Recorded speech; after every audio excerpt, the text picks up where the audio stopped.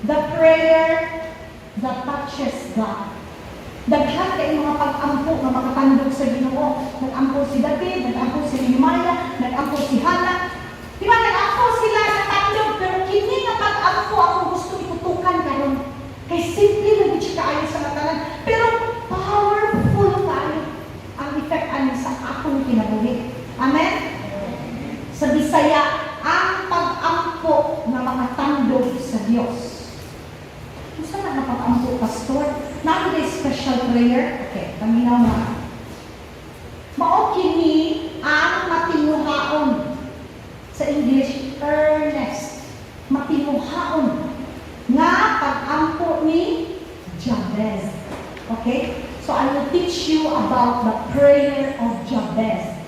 Mubong lang din kaayo ang prayer ni Jabez. Very short. Mahinungdan kini sa atong kinabuhi. Nga naman, kay gisulat sa Ginoo sa Biblia. So, ibig sabihin, gusto sa Diyos, dugay na rin isulat. Pero gusto sa Diyos, makabasa ka. Karon sa atong generasyon. Para makabaluta sa gahom. Ningini nga pag-ampo. Mauning golden king ay hindi dito karon. Okay? Tanaw na kung unsay kaagi ni Jabez. Nganong nag-ampo siya ani nga pag-ampo. Kung sa di ay siya. Nganong di ay niyo. Kung sa di niya pastor yung pag-ampo. Okay. Nganong nakatandog ang pag-ampo ni Jabez. Nganong. O gihatag sa Diyos ang iyang gipangayo. Mauni si Jabez na nag-ampo siya sa Ginoo tungod sa iyang sitwasyon. Ikaw diya igsoon, kung sa inyong sitwasyon. Kapalo mang karoon sa sitwasyon mo karoon. Kapalo nga, tanaw maayo yung sitwasyon karoon. Na dili mo makita ang tulong na gusto mo ilintog sa Ginoo. Kung sa klase pag-ampo ang iyong ipangayo sa iya, na matanggal ang iyong sitwasyon na dili ka ganahan. Mauni ang pag-ampo ni Jabez. Okay. Nakita ni Jabez na walay laing makatabang kaniya kung di ang ginura. Yan naman. Kabalo ba mo sa ibang pasabot sa Jabez? Ha? Ang Jabez, ang nining anak, kasakit, taguol. So sa Hebreo, because he's a Hebrew, sa Hebreo, ang kahulugan sa iyang pangalan, kasakit, taguol. Pagkaya sa nakong iyaan, iyang apelyido, Rodak. Pagkaminyo niya na yung talog. So, di ba pag mag-high school na ang bata, ang tawag sa ako apelyido, ako, Daser. Uy, Daser! Siya, luwi ka, talog! See? Muna si Jabez. Hoy, kasakit! Hoy, malas! Di malas, no? Malas! Di ba? Ikaw, ganahan ka tawagin na. Huwag hindi mo apelido pangit. Hoy, pangit! Di ba? Maski gwapo ka pa, pero yung apelido pangit din siya. So, grabe sa Hebreo, na ay dako kay nahulugan ang mga pangalan. Ako ba sa ilaha, ino siya na ginag-feel ba nga mao man siguro ni sumbanan sa ako ang kaugmaon? Grabe ang pangalan, that is very powerful. Mao na nga, ginapambiwan sa Diyos ang pangalan sa tao. Basta gamiton niya ang tao. Example, si Abram. Ginilisan sa Diyos o Abraham. Si Sarai, yan itambihan o Sarah. Okay? Nga naman, usay rason. Nga naman, kay importante sa Diyos ang atong pangalan. Amen? So, ginan ka mo makambiwan sa Diyos ang pangalan sa tao basta ganito niya. Kay gusto sa Diyos na ang pangalan sa tao, mahimo na siya nga ma-change ang iyang spiritual man. Kaya na siya gusto buhat mo sa espirituhanong pagkatao nimo. Gusto niya usbon. sa Bible, ginausap niya ang mga pangalan pag ginagamit niya ang tao na mahinong-dano sa Biblia. Example, si Abraham, di ba? Meaning honored father or exalted father. Sa Tagalog, dakilang ama. Okay? Pero sa dihang-dikayuhan siya Abraham, nahimo siya father of multitudes. Father of multitude. Father of many nations. Amahan sa daghang mga nasud. Nahimo ng Abraham. So siya, dako kayo, gitagaan din siya pangalan sa Judaism, sa Christianity o sa Islam. Mo niya mga puno-kapunuan sa mga relihiyon sa tibuok kalibutan. Si kay gusto gid gamiton sa Ginoo sa Abraham. Mo lagi kang gihan niya. So ano man ang Abraham na lang? Tungod kay gisultihan ta mo na ay power. So meaning ani Sarai prinsesa. Karon si Sarah gikambihan sa Ginoo, gihimong Sarah, meaning inahan sa daghang kanasuran. So nahimo siyang recipient po sa blessing sa iyang bana. Kay amahan sa daghang kanasuran, ang asawa ko inahan sa daghang kanasuran. Nahimo po siyang inahan na daghang kay mga hari na gikan diya kaniya. Si usa kay mundano ang atong pangalan. Nasayon si Jabez. Unsa ka-importante ang pangalan sa tao. Every time tawagin siya, Jabez! Dimalas! Kagol! Kasakit! Ganahan ka? Kung ikaw po, ganahan ka ba? Hindi ba eh? Okay. Ikaw, sa iyong pangalan. Kabalo ba mo sa iyong mga meaning sa iyong mga pangalan? Okay. Ako pangalan siya, ito. Pangalan laki, no? Hindi ko ganahan. Ganahan ko Cindy. Kaya mga bye. Bye, girl. Kaya siya dito, masalita mo, pero sabihang nagkaanggon ako. Itanaw dyan ako sa meaning sa charito. Hala sa Greek, ang charito meaning highly favored. Labing gipabuhan. Wow, kagwapo, mag-isa kong pangalan. Charito. Pangit-paminaw, gwapo kayo. Meaning. Tapos, ang root word ko sa English, charity. Na charitable institution din. Mao, GDI. See, pagkano pala ito? Na-GDI. Si usag yung powerful lang eh. So, walang nakabalog yun. Kung sa'yo agian sa inahan ni Jabez. Nga nung ilang yung ginala ng Jabez. Dili na ito nakita ka rin. Okay? Tanaw na ito sa unang kronika, 4:9, letter C. Sa pinakababa na, okay? Ginganlan, basahan na ito, ginganlan siya sa iyang inahan o Jabez. Kay, ingon sa iyang inahan, gusto na? Naglisod galing ako sa pagpanganak kanina. Kung kini akong basahon, murag dili kay ko masatisfy. So, ako siya itanaw sa King James Version. Tanaw din ako sa King James. And his mother called his name Jabez, saying, because I bear him with sorrow. Kato ka ganina mo, dili kulang. Tanaw na ako sa Greek word sa sorrow. Sorrow means, it's a noun. Meaning, regret, sadness, grief, pain, o woe. See? Kunya, i-translate na ito. Posible nga naaling experience ang inahan ni Jabez na kapait sa iyang kinabuhi. Na siya'y experience na posible biyahan siya bana, makabuntis niya kay Jabez, o tingali dito na nagsuko niya ng malas sa kinabuhi.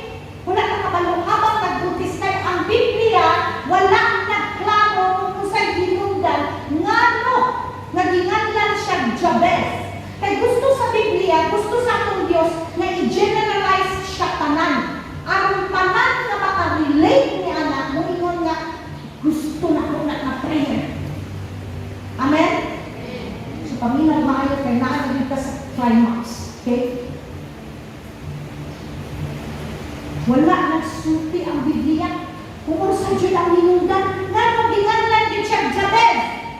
Basta naadiri tanan, nga posible nga ginganlan siya Jabez naadiri. Mo niyang meaning of regret. Ina-regret. Ang meaning? Pagmahay. Grabe na, nagbuntis ka sa bata. Yan, nagmahay ka sa iya. Nagmahay din mo, nagbuntis ka ka. See? Meaning sa Jabez, it could also mean sadness. Kung saan sadness? Kasubo. Next, grief. Taguol. Pain. Kasakit. Buo. Kalao. Tingali. Nagag-asawa ang papa ni Jabez, pero siya ang pinakakalao. Napakabalo. Kaya wala nang isuti sa Bible. Dito yung kini sa Ginoo isukon. Ang tanan nga di makatao, ang tanan nga nagutang sa ilang hunahuna, nga di malas ka nga bata, wa kay pulos nga bata, buisit ka nga bata, tanan nga mga tao nga nag-isip ano nga wala sila hinungdan. Tanaw na to. Ingon din, wala gidawa ni Jabez. Pwede di ay nabilit na ito, dawaton. Dili mo dawaton ng tulo. Dili mo dawaton ng isulti sa imong mama nga wakay pulos.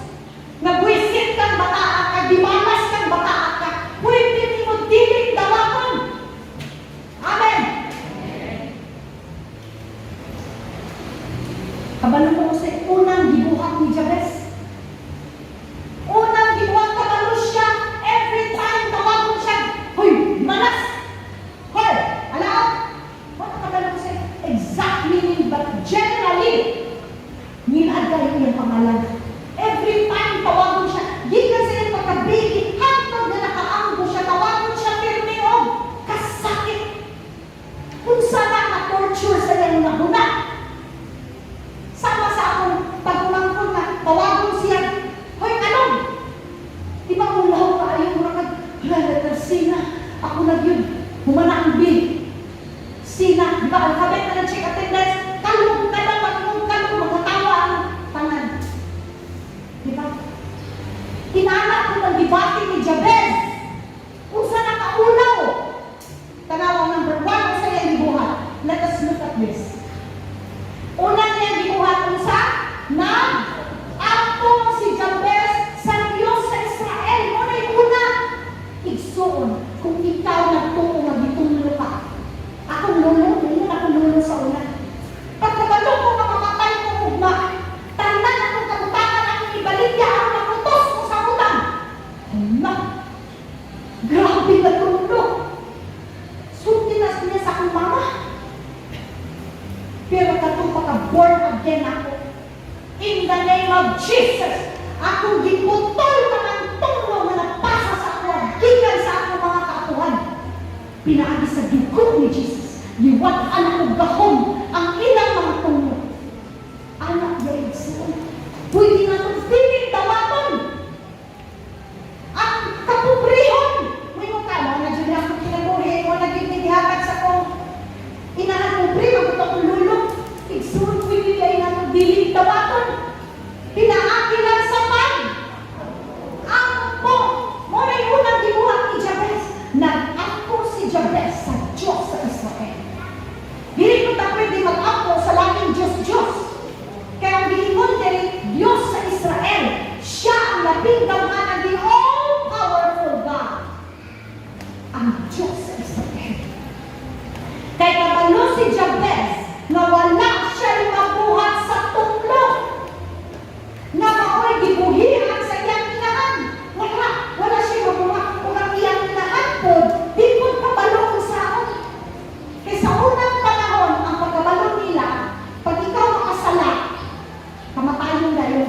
Wala'y grasya. Muna masukong sila kay Jesus na nagtudlog, I forgive you. Kinsa ka, magpasayo. Kaya wala ka sila kanilang grasya. Pero si Jabez, grabe niyang faith sa Diyos. Kabalo siya na ang Diyos may gugmaki. Pero kung ikaw magsuot kung imong isip na ang atong Diyos. Mamuna lang, mupanish dayon, tanggalan na sa inyo mga huna. Hinaanak ko sa una, I feel na pag makasala ko, dilit na ko mula makaduol din kay God. Kaya akong iparihas ang Diyos Amahan sa akong amahan sa yuta kapag nakasala ko, gunanan dayon ko. Dilit na ako ang Diyos na Amahan. Iyang ipadala at iyang bugtong anak na iyang hinigugma wala na laing anak. Hihatag niya kanako para matubos. Muluwas kanako. The best that heaven can offer. Gihatag sa ako. Kabalo si Jabez na maayo ang kasing-kasing sa Diyos Amahan. Mauna iyang gibuhang mag-apo si Jabez. Muna yung una. Amen? Ang inahan ni Jabez, gidawat niya ang kapakyasan. Muna naginganlan na niyang anak. Dimanas, kasakit, kaguon. Kaya gidawat lang niya. Sumunod bataan. Sama sa uban ka na to. Wala ko kakabaluan eh. Ha? Wala ko kabalo. Biktima po kita sa atong mga anak. Biktima po ang atong mga anak sa atong pagka-inusinti. Amen? Pero si Jabez, so, dili siya mudawat sa kapilihan. Dili siya mudawat sa tulog. Ikaw po karon, ayaw dawat ka na mga tulog, magitan sa inyong kaliwat, minuta na, nag-diabetes ko, kay kaliwat na ako. Nagsakit ko ani kay kaliwat na ako. In Jesus' name.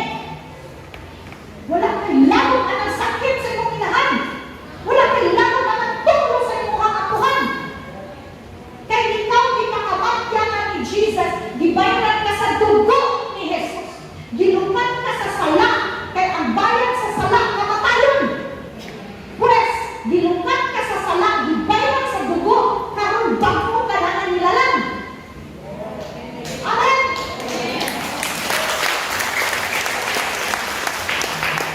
Mao nga ang una ay natong buhaton. Pag naa ka sa iyong anang sitwasyon naman, desperado na yun ka. Walang lain makasulbad sa iyong problema. Buhata ang gibuhat ni Jabez. Nag-ampo, nagtawag sa Diyos sa Israel. Amen? Paminaw ha? Ingon sa Biblia, that he called. Kasi nilin sa call. Nitawag. Nag-ampo. Nidango. Huwag naghangyo. Di ba? Call. Hey, come. Kasi tawag ka na. Call. I call you. Come here. Honey, please come. Nilin siya, di ba? Maskin gani ang ito. You call the name of the dogs. No one. Ay, dito rin dito. Because you call. Okay? Okay. Imang diri na kung call ka, kung tawag ka, kung mag-ampo ka, call is also pray. Okay? Sa Greek. Now look. Susit ni another good king ako hatag sa inyo. Tanawa sa Romans. Romans 10:12. Basahan ninyo puso. O kini nga saan alang sa tanan. Stop. Tingnan niyo katapan. Alang sa tanan. Apil ko. Ha? Usa pa. O kini nga saan alang sa tanan. Hudiyo man o dili hudiyo. Tungod kay ang Ginoo sa tanan. O naghatag siya panalangin nga magagayaon sa tanan nga nagtatangog kaniya. Palakpakan na po ang Diyos. Tanawa sa Bible, for there is no difference between Jew and Gentile. The same Lord is Lord of all and richly blessed all who call. Call on Him. See? Tanan na tawag kaniya. Grabe, isun, kalami, ang inapulong. Pwede mo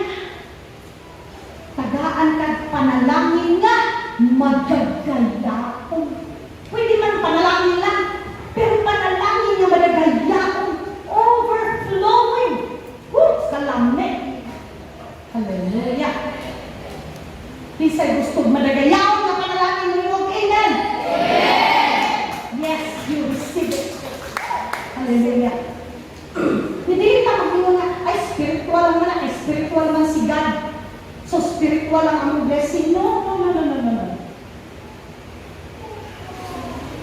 God wants to bless you here and the life after.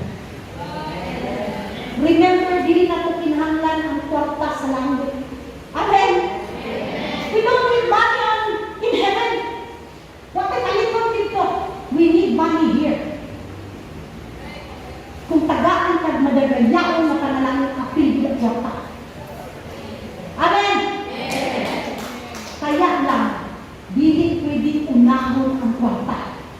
Ang kwarta, mahimo na itong ulipon. Slave na ito ang kwarta. Dili kita ang mahimong slave. Amen? Kita na nung isubungon sa kwarta. No, ang kwarta ang isubungon. Kasi kasabot anak, gamiton para sa gingalingan sa Diyos. Sa iyong pagko, di ba dapat ka sa Ginoo para lang sa iyong sarili? No. Para ka maggamit sa gingalingan sa Diyos. Tanaw na to, kung sa ikaduha ang gibuhat ni Jabez. 1 Chronicles 4:10 napunta. Tingnan si Jabez, and Jabez called, everybody read, and Jabez called on the God of Israel, saying, oh, that you would bless me indeed and enlarge my territory. Hindi ba mo dalog kayo na prayer, no? Me, my. And then, kung sa ka, bless me indeed. Wow, sakot ba mo anak ng sanda? Hinamot na panalanginan mo ako. Sa King James Version na niya, Bisaya. I-erase ka na ako, pero grabe, ang word dito ba, Ginoo, panalanginin, gayud ako. Di ba kinag-gayud, meaning anak, murag paniguro ba? Pasok, kung ano gayud itong kuan ha? Kung ano gyud, di ba, gyud ba na? Gyud, gatong, ibig sabihin, emphasis. Grabe, di pangalim ni Jabez. Kaya kamalo siya sa prinsipyo, kamalo siya, kinsa siya nangayo. Wala siya nangayo sa tao, nangayo siya sa Ginoo. So nga na mangayo mo na gamay, igsuon. Kabalo ka kang kinsa ka nangayo, ano pangayo gamay? Amen. Hinaot na panalanginan mo ako, o palakdon mo ang akong teritoryo.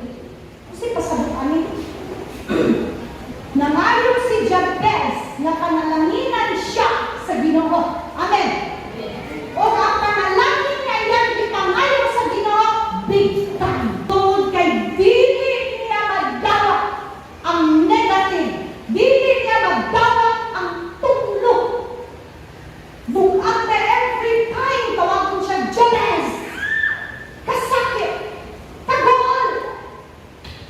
Bukat kayo sa iyong heart. Amen? So, maski pag ikaw, dili ka sabi, kumusta ka? Maragyapon. How are you? Same as usual. Sunod na, how are you? Same as useless. No. Pwede ka ngayon, how are you? Oh, this is the best time in my life.